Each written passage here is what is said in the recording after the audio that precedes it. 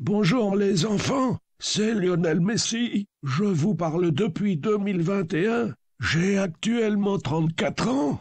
Oui, j'ai une sale gueule. Tout ce que j'ai dû m'injecter et avaler durant ma vie n'a pas eu que des effets positifs. Je sens que je vais bientôt crever. J'en profite donc pour vous conter mon incroyable histoire avant de rendre mon dernier souffle. Tout a commencé dans les années 90, dans les rues de Rosario, où je jouais au football avec mes amis d'enfance. Sur le Coran de la Bible, t'es trop fort Léo. T'as déjà pensé à devenir footballeur pro? Les années passèrent, je devenais de plus en plus fort, mais bizarrement, contrairement à mes amis, je ne grandissais pas. Je commençais alors à subir les moqueries de mes amis. Sniff, sniff. Comment fait Léo pour s'essuyer le cul? Je sais pas. Il court dans l'herbe. Oui, MDR. Trop des barres. Et je ne répondais pas, car j'étais une victime.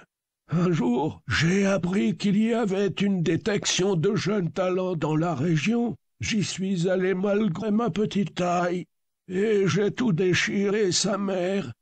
Les agents, recruteurs et représentants de grands clubs sont alors venus tour à tour afin que je rejoigne leur rang. Bonjour, je m'appelle Pape Diouf. Je suis noir. Je suis agent du joueur. J'ai déjà un jeune talent nommé Sami Nasri. Viens avec nous et toi évoluera dans de grands clubs comme Marseille. Je t'amènerai en vacances à Bamako et on mangera du mafé. Buenos dias, moi c'est Femanio Fuentes. Je représente Barcelona. Toi venir connu. Moi préparer formule para faire grandir les personnages. Viens avec moi, tu seras mon cobaye.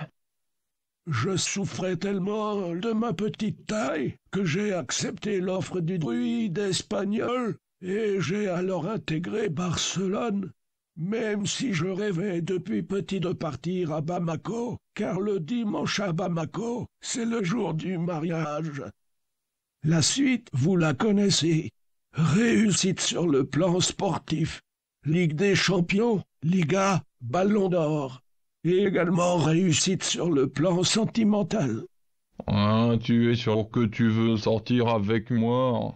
Oh, bah je t'aime depuis tout petit, mais tu ne m'as jamais calculé. Oh, bah t'as baisé avec tout le quartier sauf moi. Ce serait pas pour les millions que je gagne par hasard que tu t'intéresses à moi d'un coup? Non, je t'ai toujours aimé. Tu es tellement beau, tellement grand, tellement bien monté. J'étais juste timide avec toi. D'ailleurs, je ne savais même pas que tu jouais dans un des plus grands clubs du monde, que tu gagnais des millions, que t'es une star mondiale. Vite marions-nous et n'oublie pas de souscrire au partage des biens dans le contrat de mariage, de prendre une assurance vie, une assurance décès, et également de vite rédiger ton testament. Bah, pas de problème, chérie.